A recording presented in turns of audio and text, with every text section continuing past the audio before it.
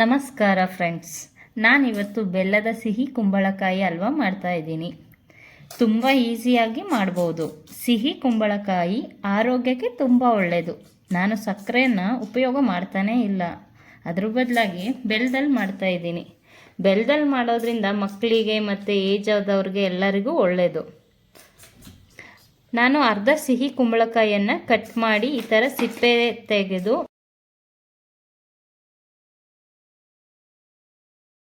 ಬೀಜ ತೆಗೆದು ಈ ಥರ ಕಟ್ ಮಾಡಿ ತಗೊಳ್ತಾ ಇದ್ದೀನಿ.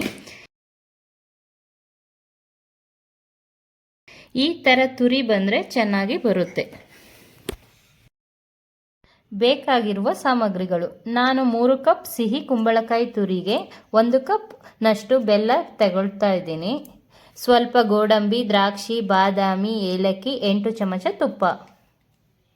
ಮಾಡುವ ವಿಧಾನ: ಗ್ಯಾಸ್ ಆನ್ ಮಾಡ್ಕೊಳ್ತಾ ಇದ್ದೀನಿ. ಇದಕ್ಕೆ 5 ಚಮಚ ತುಪ್ಪ ಹಾಕ್ಕೊಳ್ತಾ ಇದ್ದೀನಿ. ಗ್ಯಾಸ್ ಮೀಡಿಯಮ್ ಫ್ಲೇಮ್ನಲ್ಲಿ ಇಟ್ಕೊಳ್ತಾ ಇದ್ದೀನಿ. ತುಪ್ಪ ಬಿಸಿ ಆದಮೇಲೆ ಗೋಡಂಬಿಯನ್ನು ಕಂದು ಬಣ್ಣ ಬರೋವರೆಗೂ ಹುರಿದು ತೆಗೆದಿಟ್ಕೊಳ್ತಾ ಇದ್ದೀನಿ.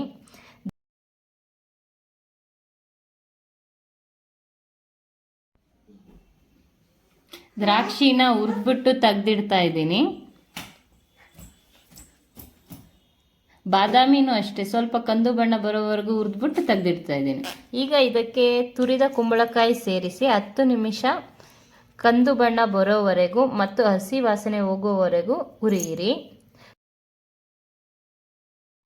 ಉರಿ ಮೀಡಿಯಂ ಫ್ಲೇಮ್ನಲ್ಲಿಟ್ಟು ಅವಾಗವಾಗ ತಿರುಗಿಸಿ ತಳ ಹಿಡಿದೇ ಇರೋ ಥರ ನೋಡ್ಕೊಳ್ಳಿ.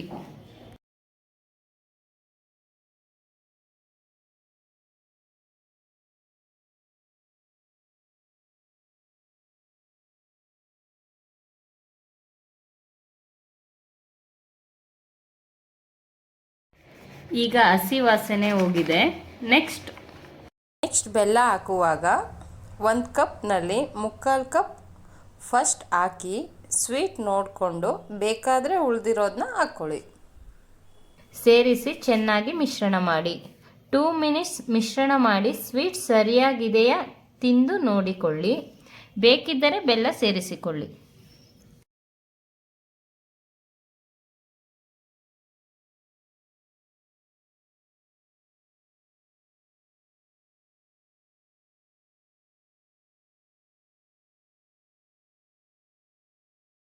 ಟೂ ಮಿನಿಟ್ಸ್ ಪ್ಲೇಟ್ ಮುಚ್ಚಿ ಬೇಯಿಸಿ ನೋಡಿ, ತುಂಬ ಚೆನ್ನಾಗಿ ಬಂದಿದೆ. ಬೆಲ್ಲ ಪೂರ್ತಿ ಕರಗಿ ಈ ಥರ ಗಟ್ಟಿಯಾಗಿ ಬರಬೇಕು. ಈ ಥರ ಬಂದರೆ ಚೆನ್ನಾಗಾಗಿದೆ ಎಂದರ್ಥ.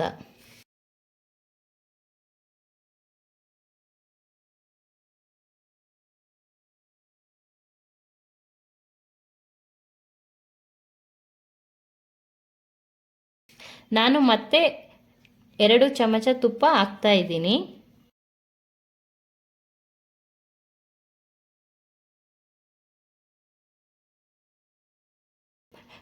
ಹುರಿದಿಟ್ಟಿರುವ ಬಾದಾಮಿ, ಗೋಡಂಬಿ, ದ್ರಾಕ್ಷಿ ಹಾಕಿ ಮಿಕ್ಸ್ ಮಾಡ್ತಾ ಇದ್ದೀನಿ.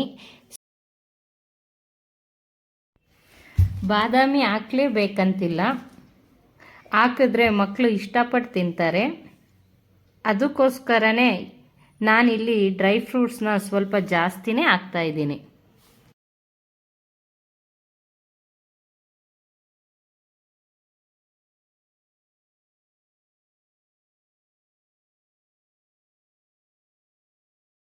ಸ್ವಲ್ಪ ಏಲಕ್ಕಿ ಪುಡಿ ಹಾಕಿ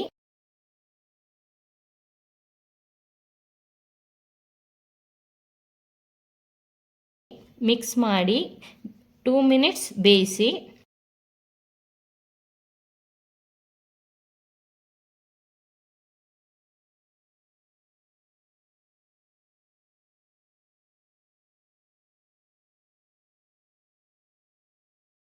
ಸ್ಟವ್ ಆಫ್ ಮಾಡಿ ನೋಡಿ ಎಷ್ಟು ಚೆನ್ನಾಗಿ ಬಂದಿದೆ.